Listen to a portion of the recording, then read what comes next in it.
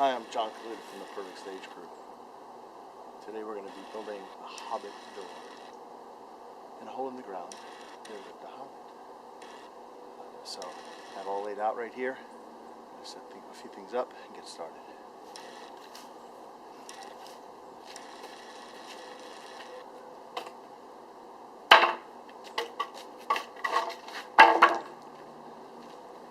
These pieces of wood are oak. I have them put together here on a cross lat joint.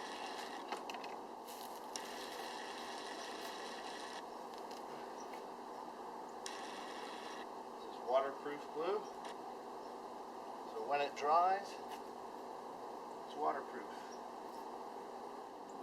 So you see this side is rough, which is going to be the exterior, and the glue part has to be smooth so the glue will work better, and the inside is smooth.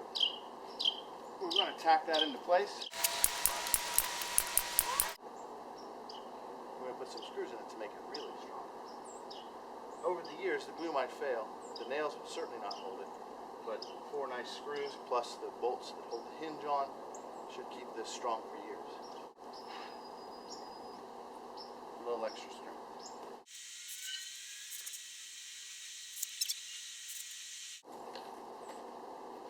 So here's the rest of the door, and I've planed it down. It's red oak. I've planed it down so the door is actually quite thin, because a human-sized Hobbit door is going to be very, very, very heavy. So it's quite thin. We'll glue them, nail them in place, then let everything set up.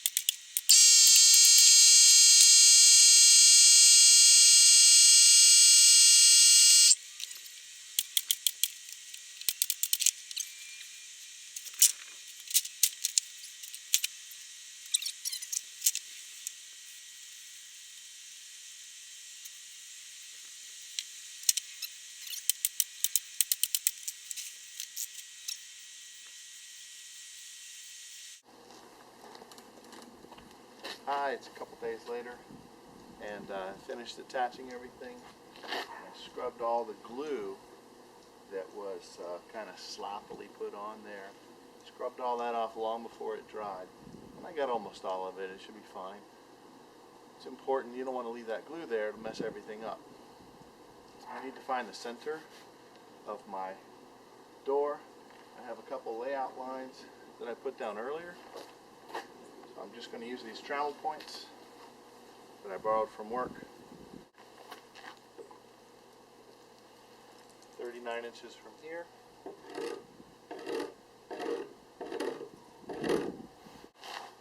Center mark.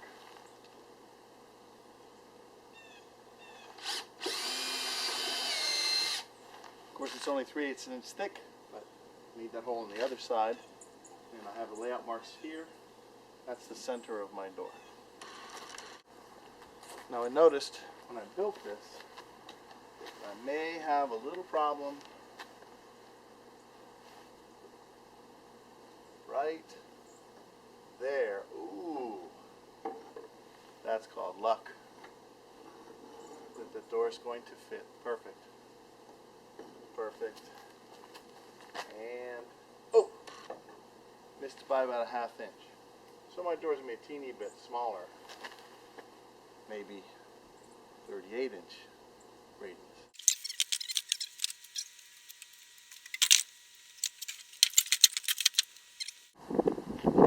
Now it's time to cut out this big circle. I'm going to use a router. A couple places where I have to be really careful, but the router on this stick, metal stick, has a radius. That's going to give us a real good circle. Point.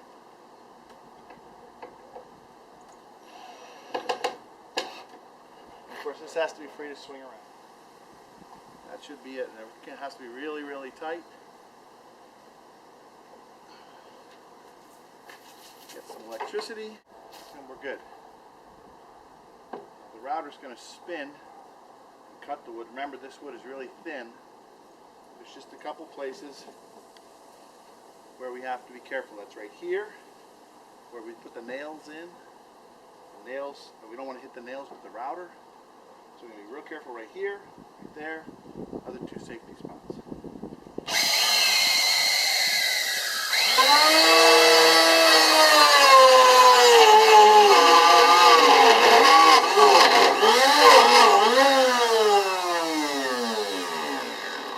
So that's how I dug down into the wood. Looks pretty good. You have to stop about here.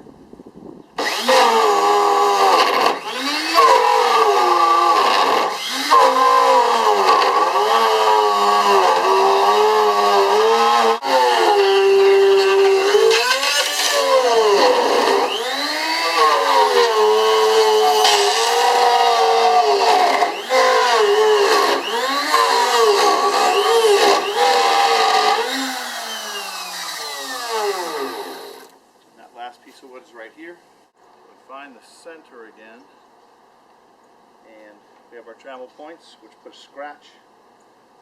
I can mark. I need a line.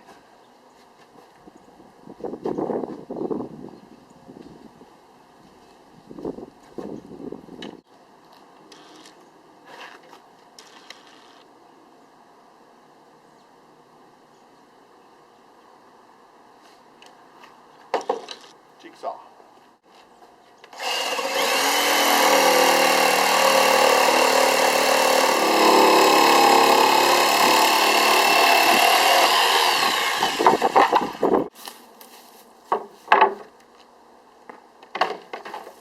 You can see one little part came loose.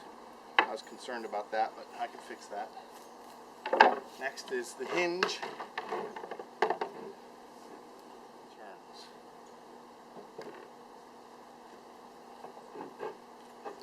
Something like that.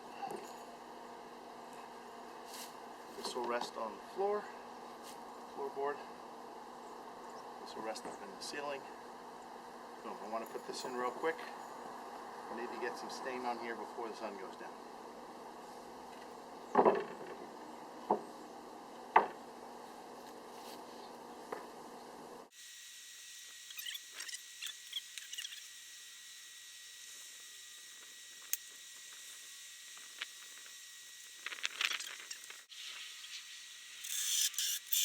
This little piece of the Hobbit door fell off. It was only held on by two of the nails. When I cut it to size, I ended up cutting some of the nails off and some of the glue. Had originally intended the door to be a teeny bit bigger, so I lost a little bit of support. I'm going to go ahead and put this back on. A little bit of glue.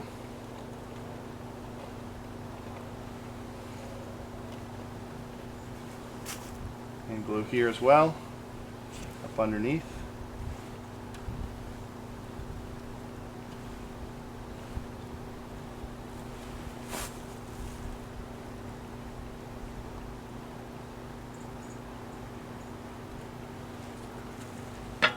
Then I'm just going to tack that little guy in again. Of course, it has to be just right.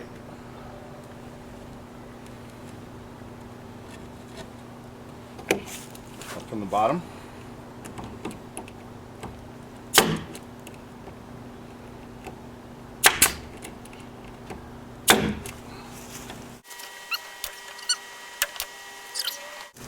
You kind of want to start in the middle. You don't want to be reaching over later to get stain all over. So you get a nice coat on, and if it looks like it's too much, you wipe it. And if it's not deep enough, not dark green enough, you can put on more, or you just don't wipe it as much. So here we go.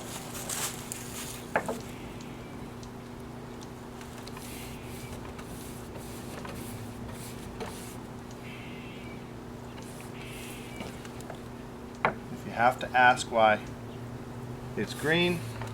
Well, you're watching the wrong video.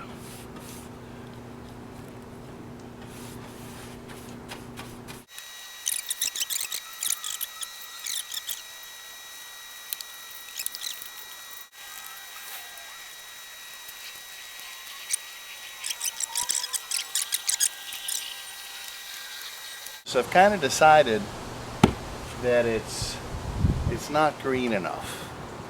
I used a semi-transparent stain. I like it, but Hobbit door needs to be green. So I'm going to come back now and overcoat with a solid stain. And you got to be kind of careful about them, because then all of a sudden it'll be too dark. It'll look like it's painted. And if that's the way it ends up, I guess that's okay. Sort of quick, essentially doing the same thing we did the other time.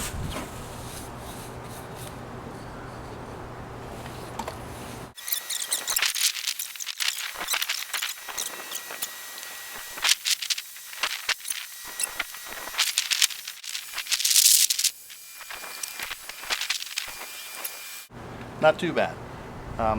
Normally I might wait till this is dry before flipping it over, but I kind of want to get done before the storms come, so I'm going to try it right now. Let's hope I don't drop the thing after all this work.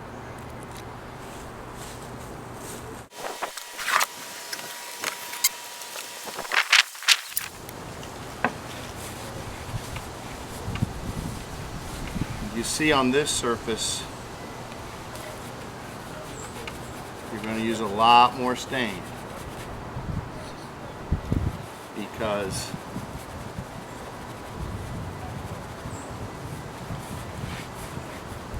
because of the rough grain. But I like that look.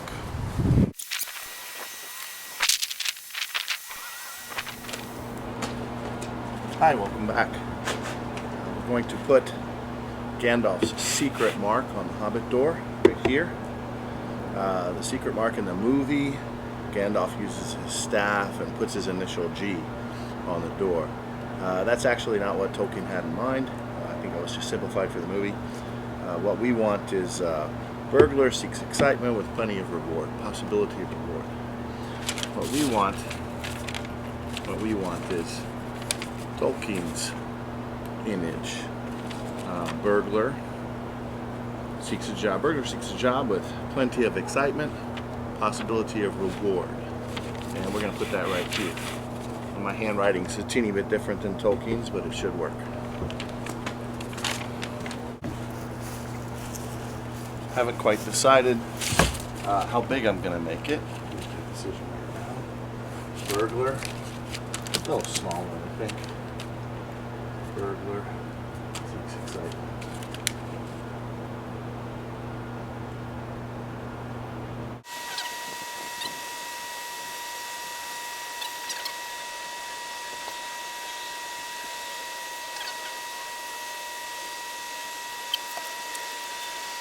I drilled four little holes to come up from the bottom, hold my vertical pipe, as you can see behind me, to the ground, and then I'm going to try to adhere it up top. It has to be straight, and it's not. It has to be straight, and it also has to lean a teeny bit, so as the door opens, it will stay open perfectly. I kind of want to arrange that to happen ahead of time. So I'm going to be trying to do that right now. I believe my pipe is going right there. Put this piece up so it won't fall that way. Shimmy it back and forth to secure it. Double check all the measurements. So up this goes.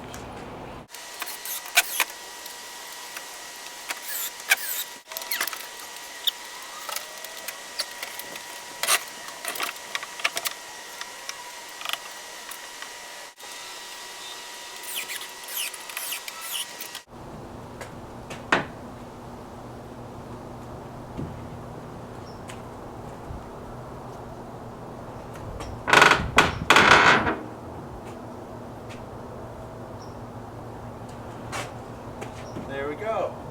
It's going to hang. I just need to figure out where this goes. It had to be clear. Yeah. The whole door rests right there, this piece, which is very strongly bolted into the ground and secure up here.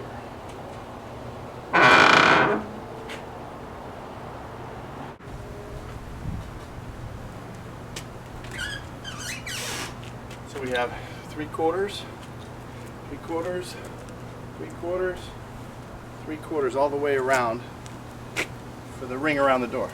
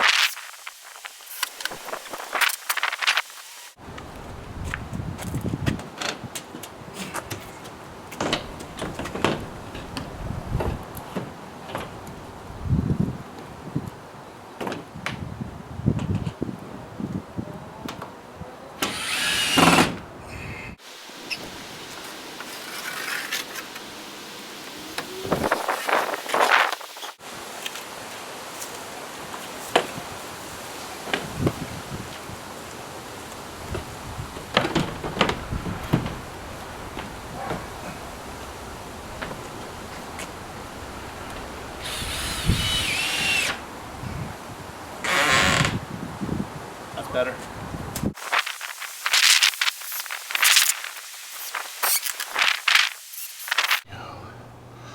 Alright, I wanted to show you the setup for cutting the next piece, the slotted piece that curves around the inside of the door. I am using my trusty radial arm saw, and I have a teeny little nail there stuck in. It's in a safe place, and it's going to hold the slot so each piece comes out the same size. I'm going to demonstrate, and I'm going to remind you that a radial arm saw is not a chop saw. If doing this, just don't do it.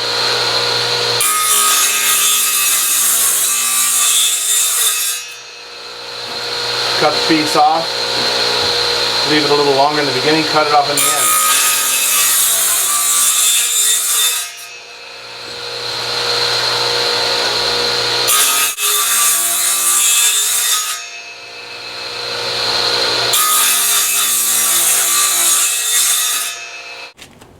Here's my kerf cut piece, serpentine piece. It will flex, should flex, to make the door jamb.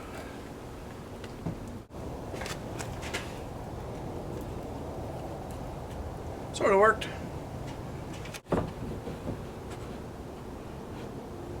That's gonna do it.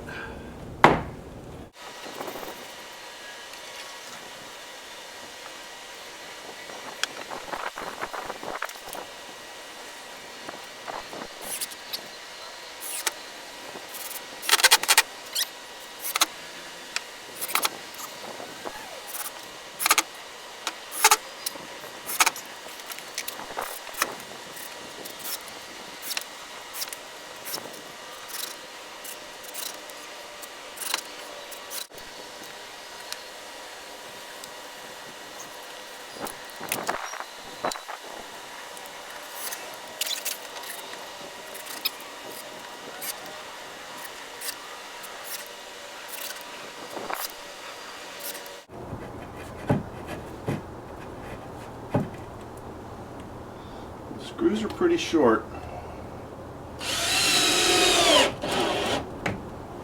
But that's okay. I didn't want the little pieces of 2x4 to crack.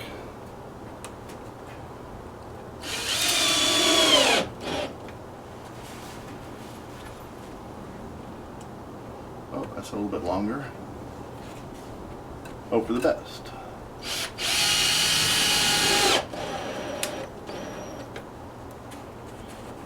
Okay, it's starting to take the curve, which is good. It's also dripping on me, but that's okay.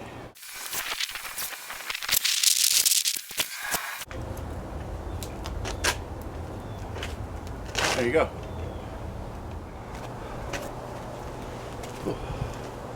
Just like in The Hobbit, my secret mark has been ruined. It was the rain, so dried glue was not waterproof. Of course, I gotta get rid of this.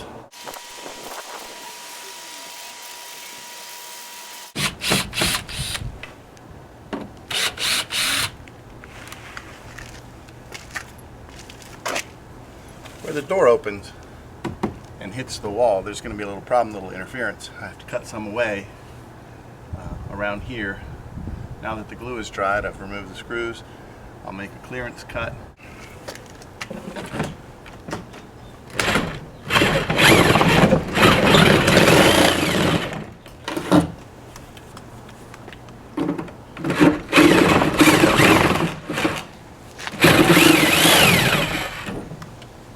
That might do.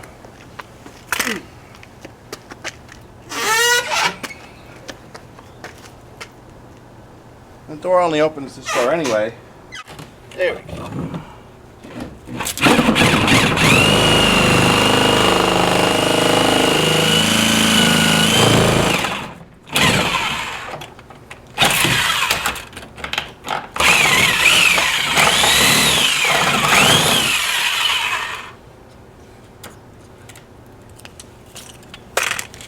Oh.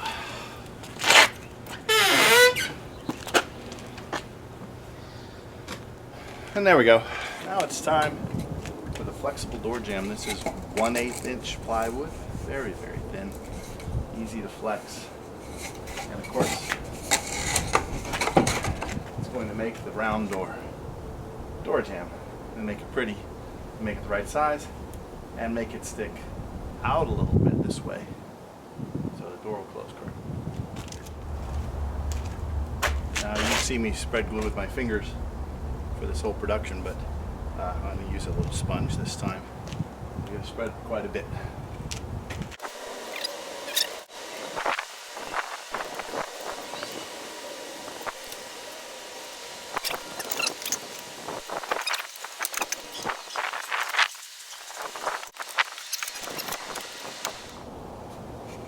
It's got to be right on the inside, and that makes it right on the outside. Tack it into place. Throw quite a few screws into it so it follows the proper curve.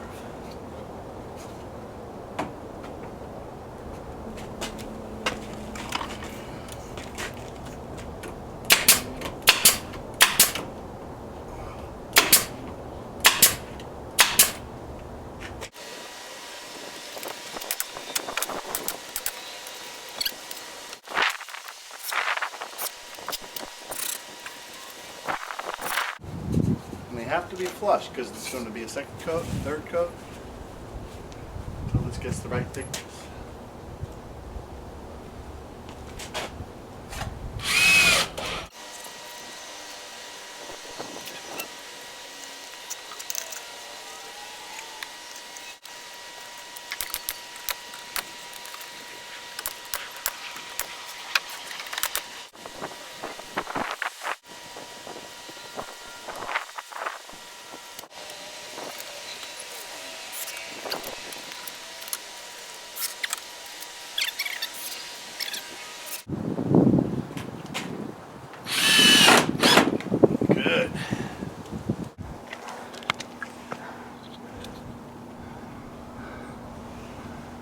Here's the lip or the edge of the door, and it sticks out a little bit. Looks good, and it's flush with the door this way. So that's looking pretty good. All those screws are going to get covered up, and right here we'll do some fancy, there'll be a I think they call it a reveal. There'll be a piece here that will cover most of the compensation for the door. The door has to clear as it opens. I'll try that again. The door has to clear as it opens. And I didn't want to cut the door. Okay, looking good. Well, time to get a little more work done on the Hobbit hole. We're going to put a stone door jamb around. It's going to look real nice. Of course, it's not going to be made out of stone. It's going to be made out of styrofoam and painted with theatrical painting techniques to look like a nice mortar and stone door jamb around the Hobbit door. And so we're going to use the foam. We did some laying out, and what we want to do first, you can use after you get the layout done, make sure it looks good. Really triple check. Okay, it's time to make the outer trim, which is going to look like stone. And we're going to use the pink styrofoam. I bet you were curious when the pink styrofoam would show up. I'm going to tape my Sharpie in place.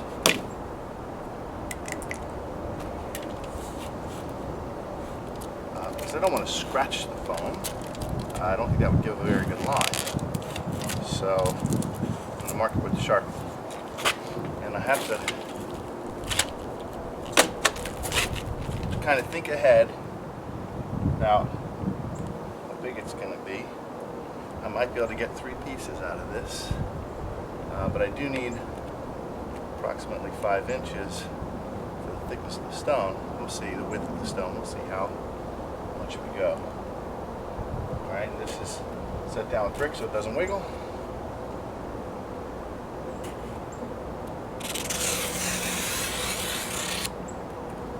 One, you see, and then the bigger.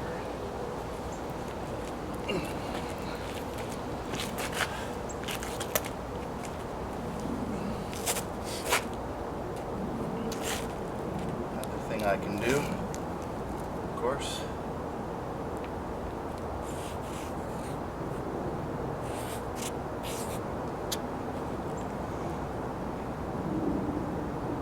that's about right.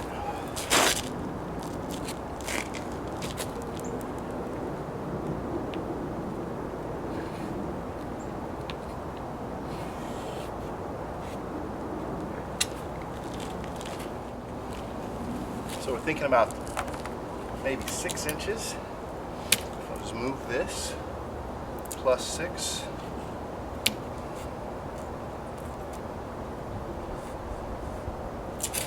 Get the top.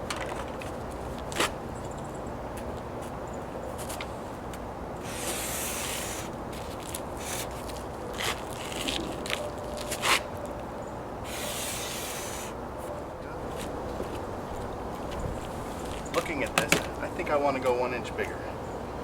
So I'll cut 1. If I don't like it, I can always trim it down.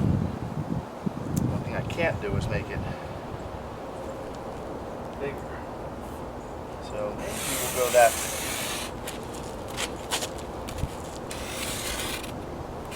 Very good. Next, subtle point.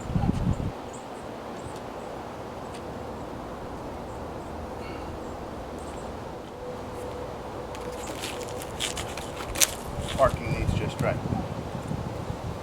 So that's better, right? And then I'm gonna get that circumference there.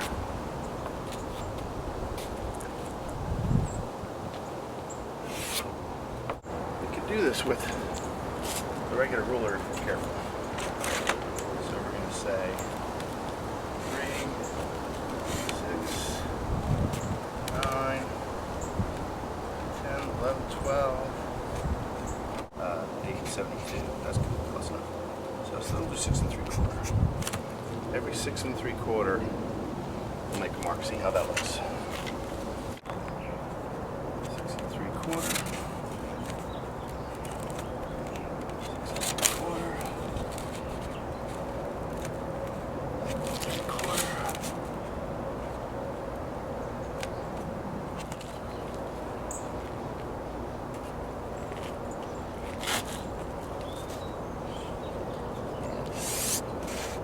Cut that way. That way.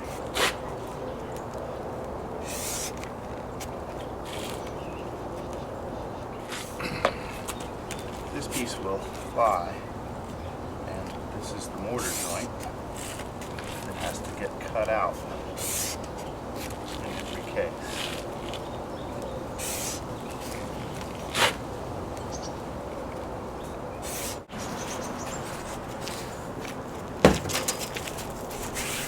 Okay, that's certainly a bunch of crazy marks.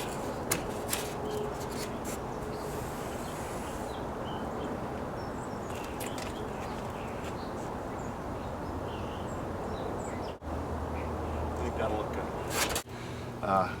Like I did, triple check. And then what you're going to want to do is cut these with maybe a keyhole saw or a hand saw, and those will be the mortar joints. But it doesn't really look good enough yet. So what you do after that is you get out some sandpaper and you sand it down a little and make it look a little more like cut pieces of stone. Round everything off, smooth it out, distress a couple places like that. And then of course you are going to have to fix the back so it fits right.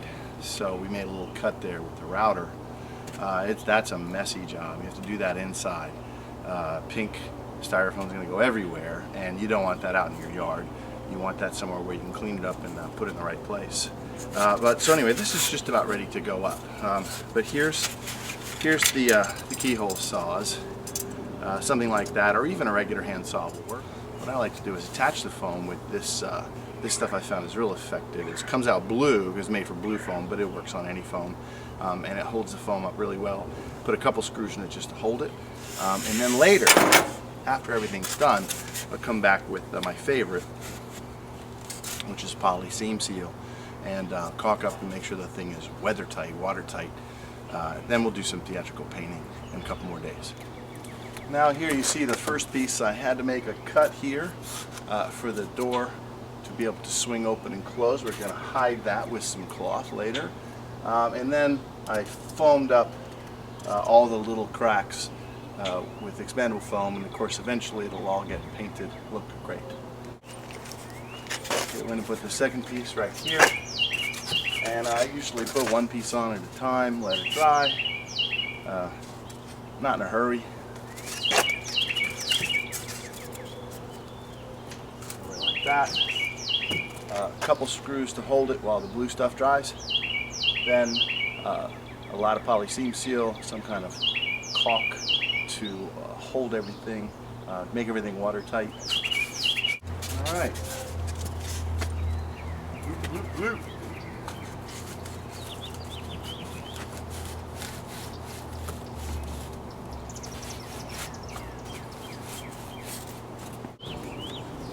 Okay, that'll sort of stay, but I'm going to put a couple screws in it just so it won't fall off. It doesn't matter.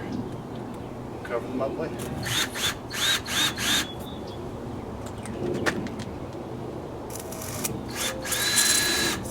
Just to keep things from wiggling.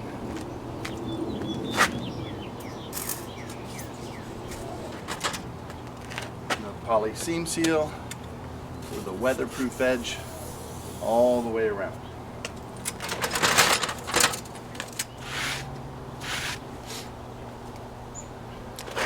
Some time ago we put on Gandalf's secret mark, and unfortunately it wasn't waterproof, and so it washed off in the rain. And we're going to put on another secret mark with permanent glue and glitter. And so if you recall, we're going to put burglar looking for a job with plenty of excitement. Possibility of reward. We want to post that right on the door. So we're going to use Titebond glue. It dries waterproof, and then we're going to spray on some glitter. It's going to make a huge mess.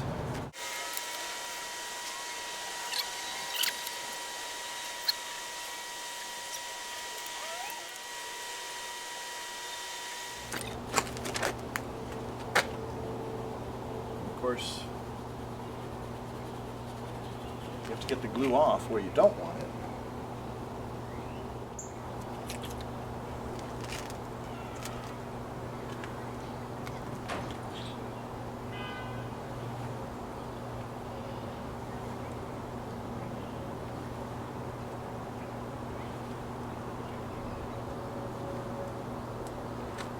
learned this technique, strangely enough, from Thomas Jefferson, who put the shiny mica onto his pillars of his house, Monticello, this way.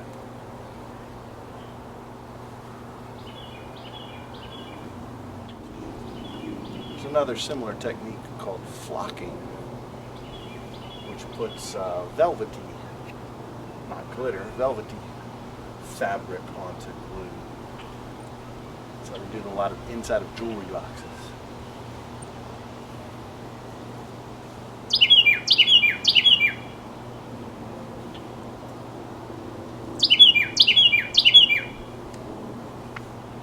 But I like that. That's almost enough for today. One more little thing. We've known for a long, long, long time where the exact center of this door is. It's time to put on the handle. There's a handle for both sides, right? And of course it's going to go right in there.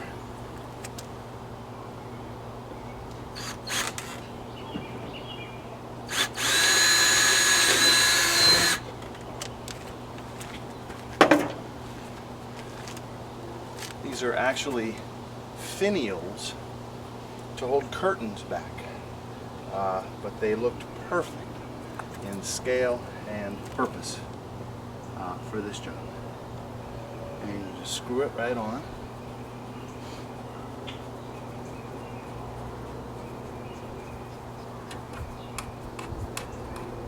And the screw is good on this side. The handle's on the other side, and they tighten against each other.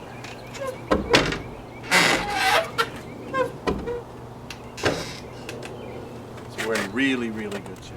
We selected a mortar color to be the cement between the stone blocks. Of course, this is styrofoam, and now I'm going to paint each block, but I don't want to get the paint on the mortar, so I'm going to actually cover that I painted earlier with some tape.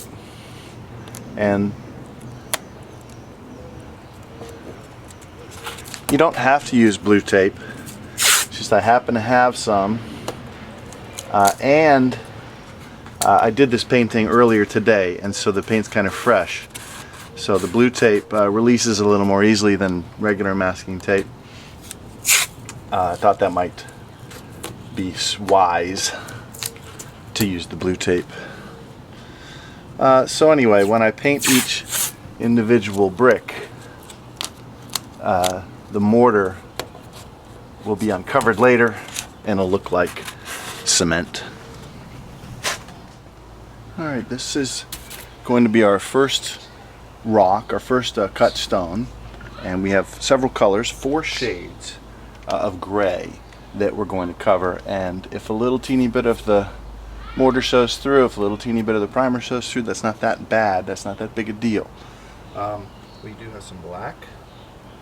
You might put a little bit of black underneath a little bit, because that's where the shadow would be. We have a lighter shade still.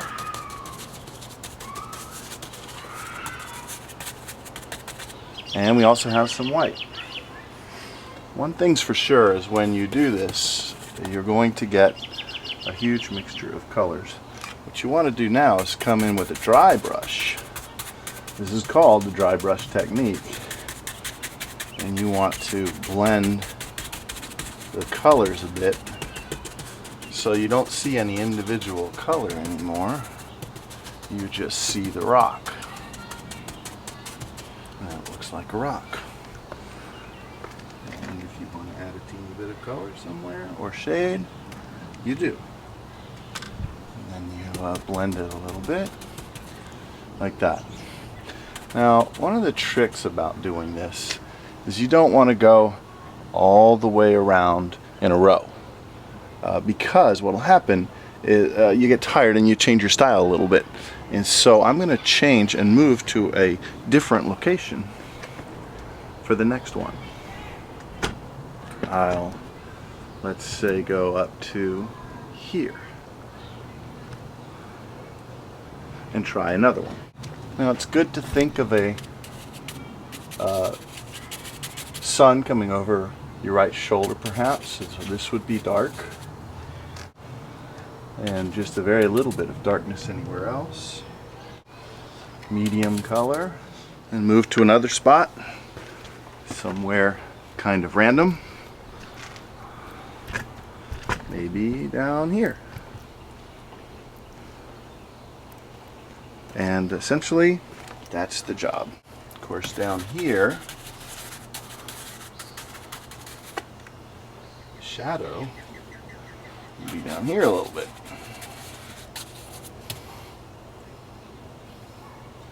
Medium tones. And the white.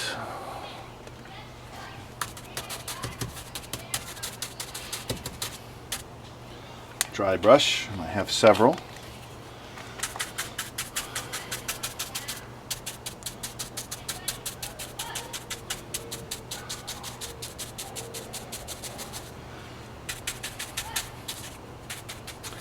If you don't know, if you haven't read in The Perfect Stage Crew, pushing a brush like this is called stippling, and does a good job of hiding the brush marks. We're trying to make each brick look a little different. Each cut stone, each brick look a little different.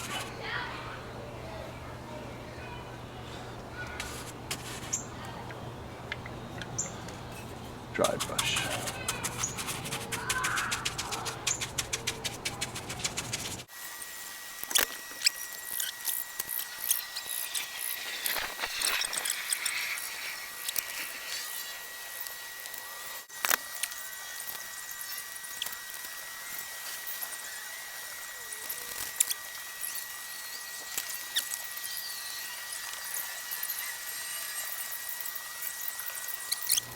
Okay, you're going to have a lot of brushes to clean, and of course we always remember to pull the tape off while the paint is wet. You can always go back and make a touch-up, but if you wait till the paint dries, it'll stick and ruin everything. So while the paint is wet, and of course it's wet, so be careful.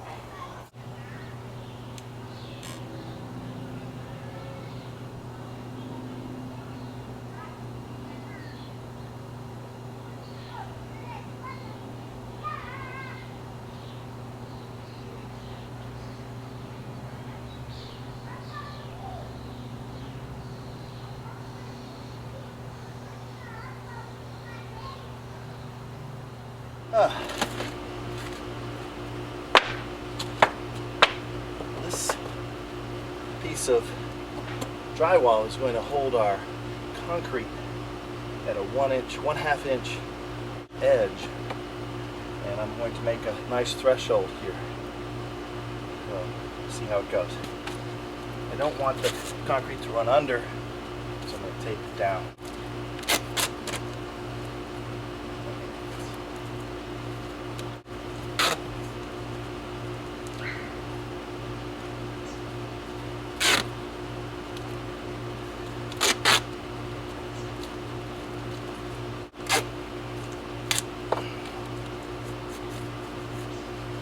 It's already torn. Oh.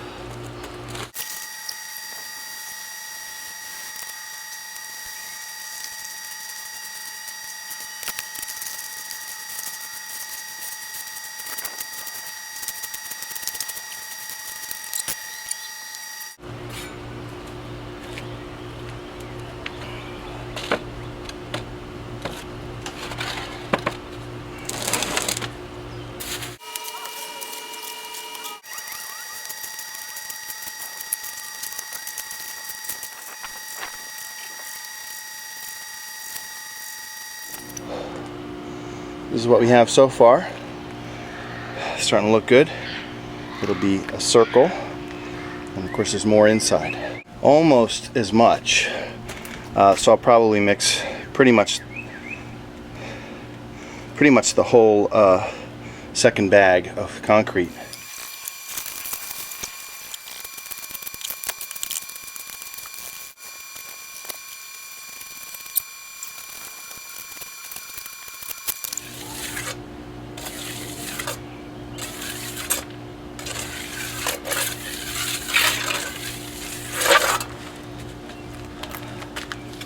there it is. Whew. I think that looks pretty good. I'm gonna let that set up, and there's some cleanup to do. Looking good. Wanted you to see the finished threshold. It's pretty good.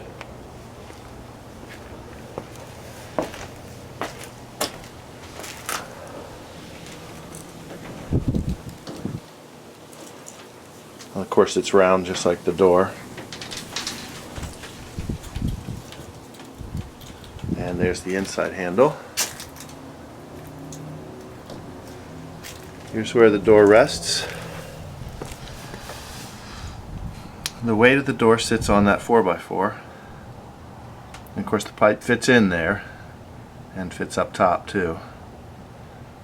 And I'll put either a little bit of soap on there or maybe a little bit of shaving cream to get rid of the squeak. One thing I wasn't very fond of was the size of the door handle when I saw it compared to the rest of the door. So I bought something called a rosette, painted it gold, and I wanted you to see what it did to the door handle. So much nicer.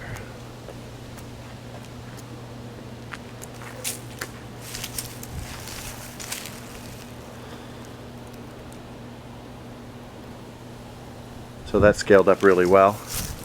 I really like that handle now. Sorry to say it's a little windy for smoke rings.